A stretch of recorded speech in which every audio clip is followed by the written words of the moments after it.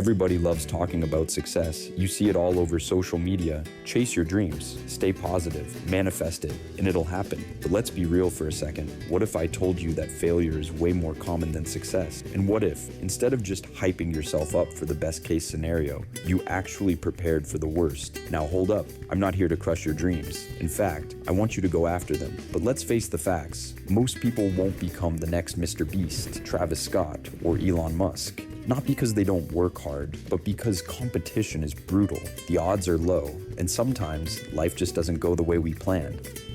Think about it. You probably know someone who's trying to become an influencer, a musician, an entrepreneur, or an athlete. They're grinding every day, putting in the work, believing they'll make it. But here's the tough part, most won't.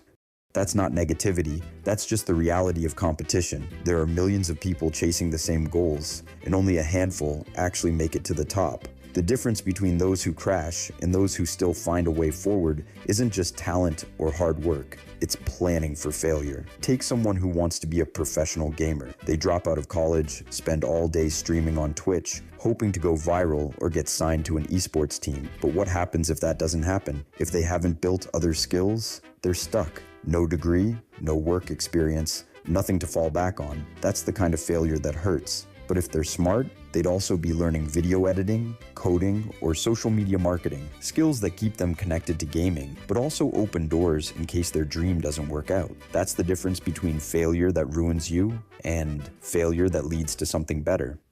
People don't plan for failure because we're taught to focus only on success. Every motivational speaker says, just believe in yourself. But belief alone isn't enough. You need a backup plan. And no, that doesn't mean giving up on your dream. It means making sure that even if your dream doesn't work, you don't end up with nothing. Imagine someone who spends years trying to make it as a musician. They put everything into their music, but after 5 years, they still haven't made it big. If they've only focused on being famous, they'll feel lost. But if they've also learned music production, event management, or content creation, they'll still have career options. They can work in the industry, collaborate with other artists, even start their own label. That's not failure, that's adapting. The same thing happens with startups. A lot of young people invest everything into a business idea, thinking it'll be the next big thing.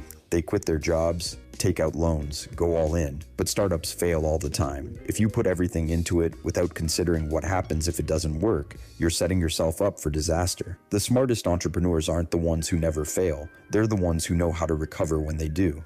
There's this idea that thinking about failure is negative, that it means you're not confident. That's completely wrong. The people who succeed long-term are the ones who accept reality. They know success isn't guaranteed, so they make sure that failure doesn't destroy them. They build skills, create options, and stay flexible. That's why some people bounce back quickly, while others stay stuck for years. The best way to think about it is like this. What you call your plan B should actually be your real plan A. Your dream, whether it's being a famous YouTuber, a professional athlete, or a business owner, has a low chance of working out exactly how you imagine. That doesn't mean you shouldn't try, but it means your main plan should include something that gives you stability. If your dream takes off, amazing, but if it doesn't, you're still okay. Ask yourself, if what you're chasing doesn't work out, do you have something solid to fall back on? If the answer is no, it's time to rethink your approach. Because if you only plan for success, you're actually planning for failure. But if you plan for failure, you're giving yourself the best chance to succeed in the long run.